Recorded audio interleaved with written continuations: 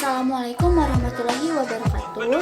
Perkenalkan, nama saya Nela Yayu Apriani dengan NIM 11820600064. Kemudian ada teman-teman saya, diantaranya ada Purin Lenin Ismari dengan NIM 11820600045, ada Mita Nurita dengan NIM 11820600006, dan juga ada Muhammad Alfat Iftikar Hanif dengan NIM 11820600070. Kemudian di sini saya perwakilan dari kelompok 2 bioteknologi akan melakukan praktikum bioteknologi, yaitu membuat tempe dengan cara fermentasi. Nah, adapun alat dan bahan yang kami gunakan dalam praktikum ini diantaranya alat yang digunakan yaitu ada baskom, kemudian ayakan, dandang, kemudian kipas, kemudian cukil kayu atau plastik, kemudian ada tampah, ada kompor, kemudian ada peralatan lain yang diperlukan untuk praktikum ini. Kemudian ada bahan yang kami gunakan yaitu ada kacang kedelai dengan 500 gram, kemudian ragi, tempe secukupnya, air secukupnya, dan kantong plastik dan daun pisang. Karena saya tidak ada di sini tidak ada daun pisang, jadi kami menggunakan hanya kantong plastik saja. Adapun tujuan dari praktikum ini yaitu diantaranya mampu mengetahui secara lebih mengenai cara kerja bioteknologi dalam pembuatan tempe, mampu melakukan praktikum pembuatan tempe secara fermentasi menggunakan ragi tempe, mampu mengetahui bahan-bahan apa saja yang digunakan dalam pembuatan tempe, mampu mengetahui dan mengaplikasikan tahapan-tahapan dalam pembuatan tempe, mampu mengetahui peranan bakteri dalam bidang pangan termasuk dalam pembuatan tempe, dan mampu mendeskripsikan hasil pengamatan tentang pembuatan tempe, dan juga mampu menyimpulkan hasil pengamatan mengenai pembuatan tempe. Nah, setelah itu adapun langkah kerja dalam praktikum pembuatan tempe ini. Simak dan tetap lihat videonya ya. Langkah yang pertama yaitu cucilah alat-alat yang akan digunakan, kemudian keringkan agar alat-alat tersebut bersih dan steril. Nah, untuk langkah yang kedua, buka kacang kedelai dari bungkusnya, kemudian pindahkan kacang tersebut ke teflon. Setelah itu, kacang kedelai tersebut dibersihkan dari bahan-bahan lain yang tercampur. Setelah itu, cuci hingga bersih dengan air bersih agar kacang kedelai tersebut bersih dari bakteri yang tercampur dari bahan-bahan lain dan juga steril untuk dijadikan tempe.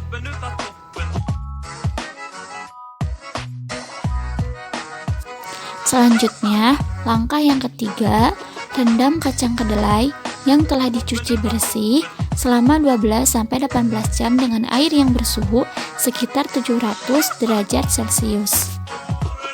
Tujuan dari perendaman ini yaitu untuk terjadinya fermentasi asam laktat secara alami dan juga keasaman yang dibutuhkan untuk pertumbuhan benih.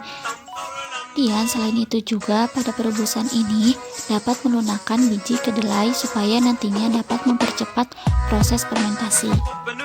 Langkah yang keempat yaitu lepaskan kulit biji kedelai, kemudian cuci atau bilas dengan menggunakan air bersih. Fungsi dari tahap pengupasan ini agar miselium fungi dapat menembus biji kedelai selama proses fermentasi. Pengupasan dapat dilakukan dengan tangan atau dengan alat pengupasan kulit biji. Namun pada tempat kerja dalam pembuatan tempe tersebut harus selalu bersih agar tidak terkontaminasi dengan bakteri lain, sehingga kemungkinan tingkat keberhasilannya besar dan pertumbuhan jamur akan baik. Nah, di sini saya mencuci kembali pada kacang kedelai yang sudah dikupas, kemudian nantinya akan saya rendam. Jangan lupa ya teman-teman, kacang kedelainya cuci kembali agar bersih dan steril. Selanjutnya, langkah yang kelima, kukus atau rebus biji kedelai tersebut sampai terasa empuk. Langkah yang keenam, setelah biji kedelai terasa empuk, letakkan biji-biji kedelai tersebut pada tampah yang telah dibersihkan. Kemudian kipas-kipas hingga biji-biji tersebut terasa hangat. Namun di sini saya menggunakan plastik karena tidak memiliki tampah, jadi menggunakan plastik untuk mengeringkan kacang kedelai.